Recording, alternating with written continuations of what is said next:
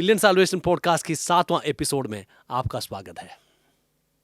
जब मूसा 40 दिन पर्वत पर रहे तो ईश्वर ने स्वयं अपनी उंगली से नियम की पट्टिकाएं लिखी। लेकिन जब मूसा उन पट्टिकाओं को लेकर नीचे आए तो जो दृश्य उन्होंने घाटी में देखा वो बहुत निराशाजनक था।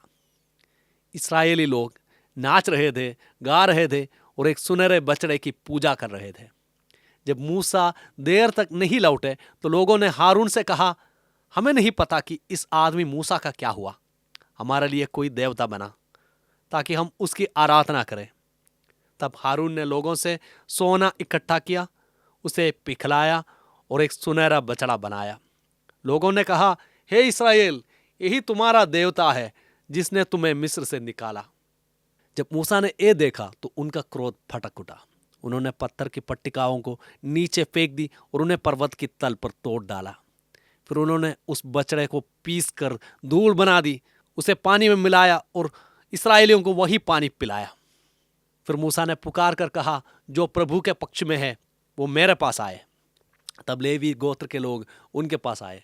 मूसा ने उन्हें आदेश दिया और उस दिन लगभग 3000 लोग मारे गए।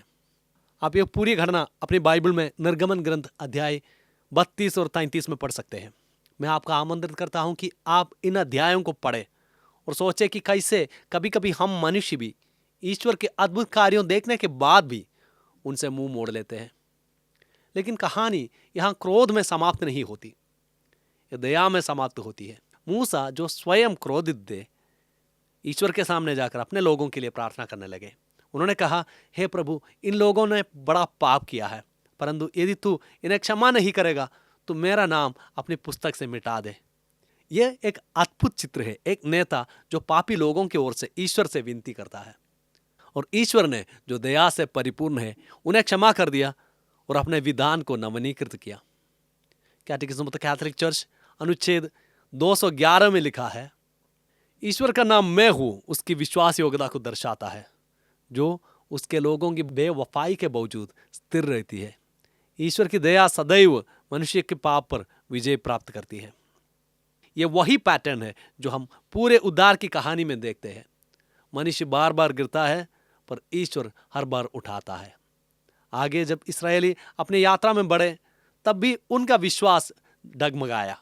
गणना ग्रंथ अध्याय 13 और 14 में हम पढ़ते हैं कि जब मूसा ने 12 लोगों को भेजे ताकि वो वायदा किया देश की स्थिति देख आए तो उनमें से केवल 2 योशुआ और कालेब ने विश्वास रखा, बाकी 10 डर गए।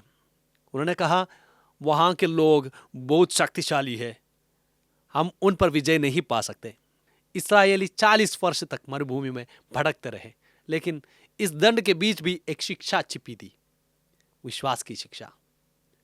आप भी अपने बाइबल खोलिए और गणना अध्याय 13 और 14 पढ़िए।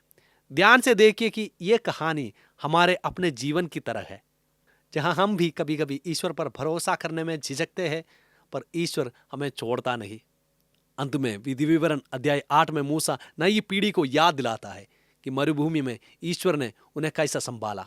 वह कहते हैं, स्मरण रखना, प्रभु तुम्हारा ईश्वर ने तुम्हें मरुभूमि में चलाया ताकि वह तुम्हें नम्र बनाए और सिखाए कि मनुष्य केवल रोटी से नहीं पर प्रभु के मुंह से निकलने वाले प्रत्येक शब्द से जीवित रहता है।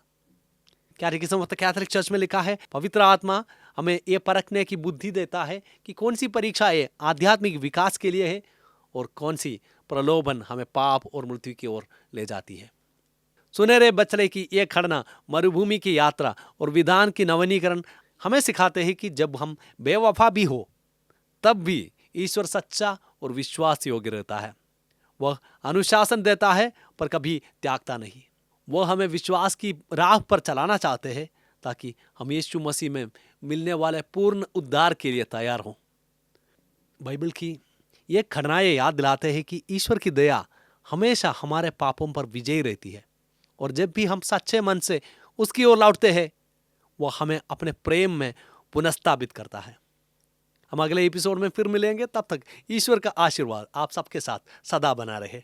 धन्यवाद।